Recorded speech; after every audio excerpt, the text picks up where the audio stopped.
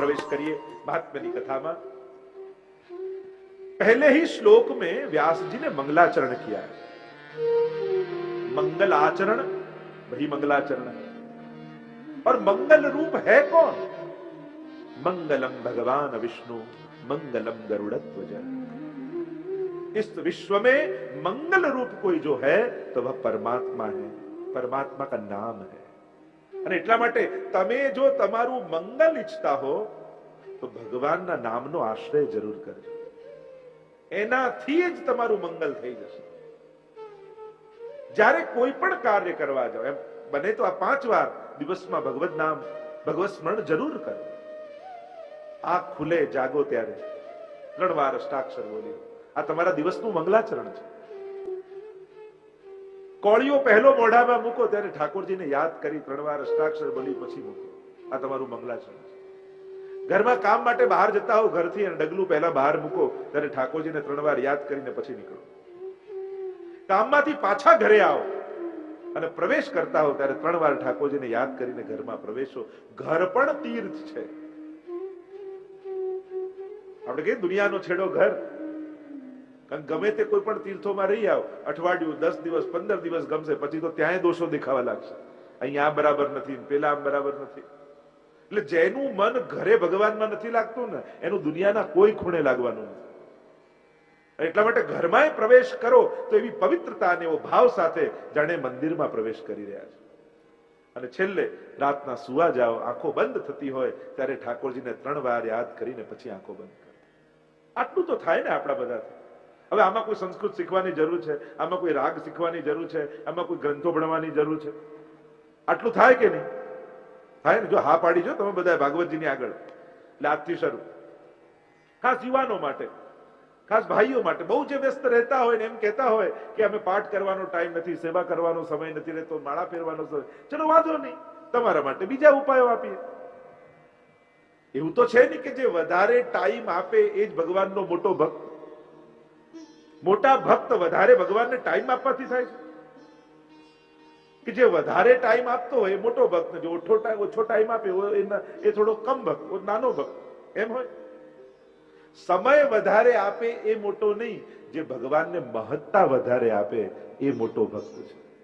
તમે લાઈફમાં એને ઇમ્પોર્ટન્સ વધારે આપો છો ભગવાનને, તમારા દરેક કાર્યમાં, જીવનના દરેક પાસાઓમાં તમે એની મહત્તા સ્વીકારી અને પછી આગળ વધો છો તો તમે ભક્ત છો। કેવલ સમય આપવાથી થોડી ભક્ત થવાય। એવા તો ઘણા લોકો કાંઈ ન કરતો હોય, મંદિરે ઓટલે જઈને બેઠો રહે એટલે મોટો ભક્ત થઈ જાય ના। ઇમ્પોર્ટન્સ વધારે આપીએ છે કે નહીં, એની મહત્તા વધારે સ્વીકારીએ છે કે નહીં, કરનારો એ જ છે। મારી એક એક શ્વાસ એનો ઉપકાર મારા ઉપર છે। જે આભાર માનીને જીવે એ જ ભક્ત છે। બસ ભક્ત વૃત્તિનું નામ છે, પ્રવૃત્તિનું નામ થોડી છે। ભક્ત વૃત્તિ છે આપણી અંદર। એ વૃત્તિ જો વિકાસ પામી ગઈ પછી ભલે ને તમે વ્યસ્ત છો, વાર્તા સાહિત્યમાં જો નારાયણદાસજીની વાર્તા આવે, એટલા બધા વ્યસ્ત રહેતા, કામકાજમાં રાજકાજ કરતા, સમય જ ન મળે એટલે એમને એક માણસ રાખ્યો અને એનું કામ જ 2 ઘડી થાય એટલે માણસનું કામ એટલું કે યાદ અપાવે કે ભૈયાજી ગોકુલ કબ ચલોગે, અને આટલું સાંભળે મૂર્છિત થઈને પડી જાય, મનથી ગોકુલ પહોંચી જાય। રસ્તાઓ આપણે ગોતવાના છે, સંજોગો થઈ નથી જવાના। જે સંજોગોમાં રહીએ છે એ સંજોગોમાં ભગવાનને ગોતી લેવાની હોશિયારી વૈષ્ણવમાં હોવી જોઈએ। એ જ આપણી ચતુર। સોહી કુશલ દાસ પરમાનંદ જો હરિ સન્મુખ ધાઈ। કુશલ કોણ?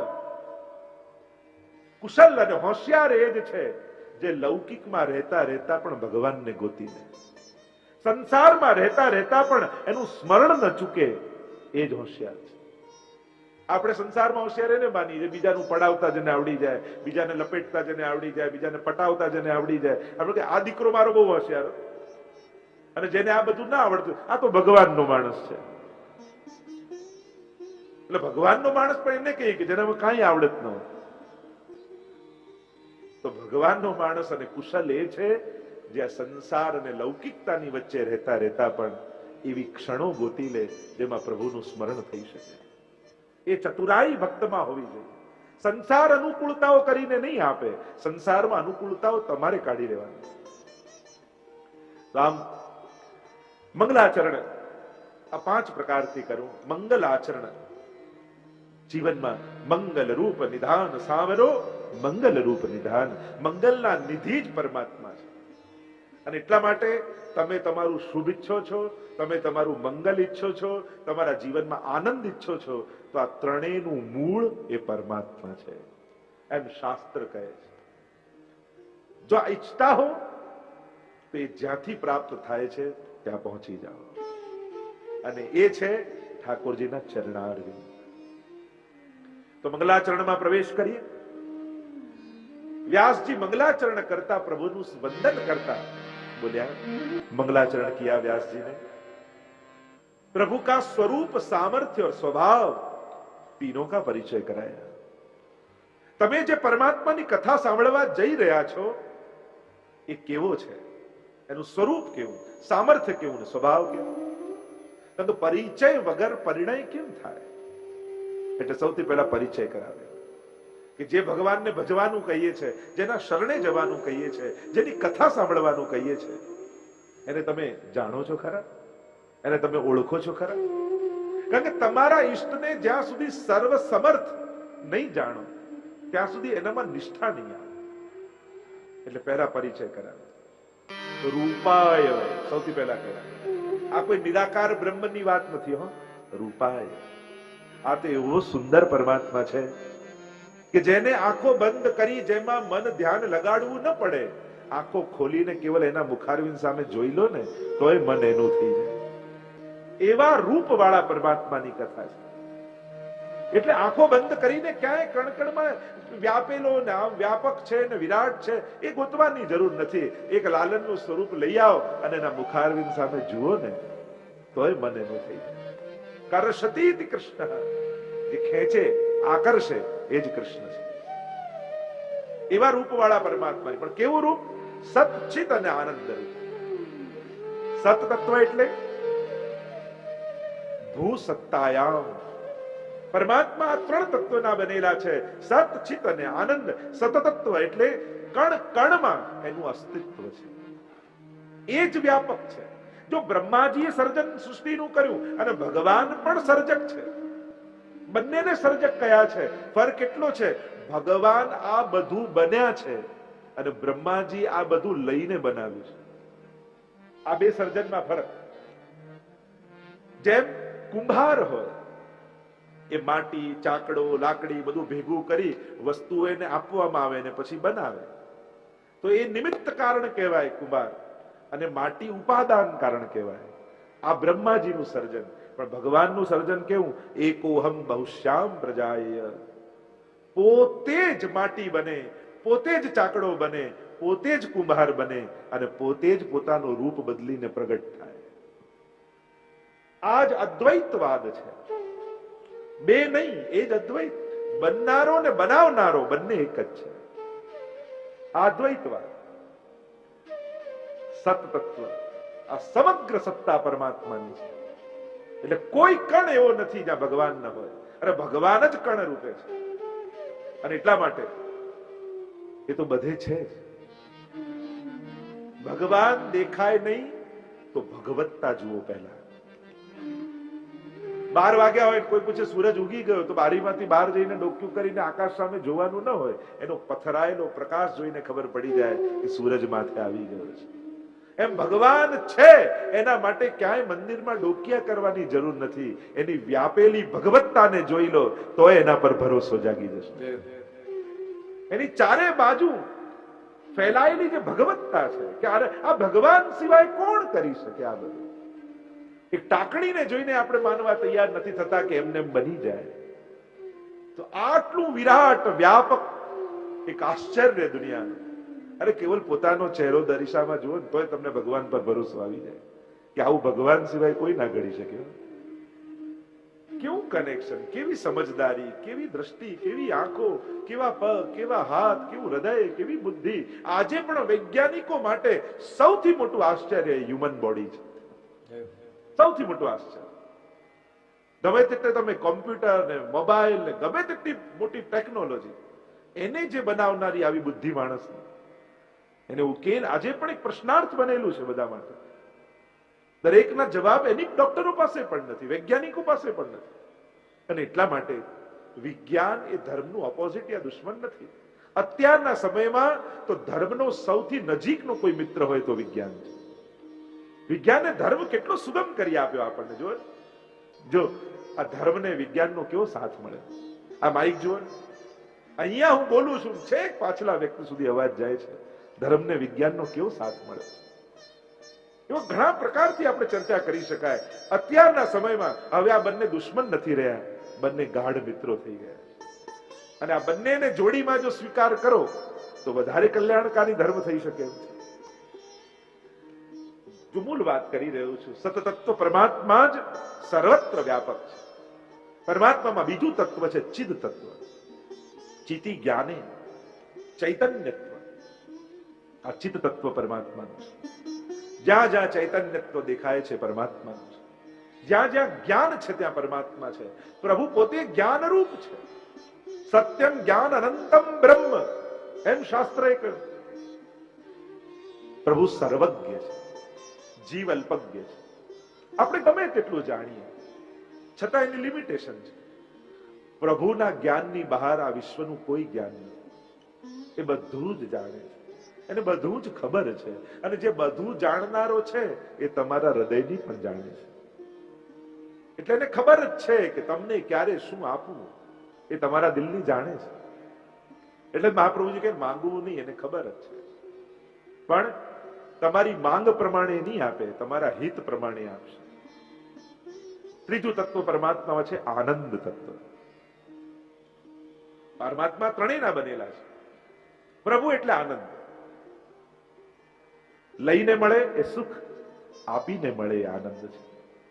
જમીને મળે એ સુખ, પણ ભૂખ્યાને જમાડીને મળે એ આનંદ છે. બંનેના ફિલિંગ્સ કેવા જુદા હોય છે. જ્યારે પણ આત્મધર્મ તમે કરો ત્યારે એક જુદો જ આનંદ તમને અનુભવાય. એ ઇન્દ્રિયોથી પરનો આનંદ હોય.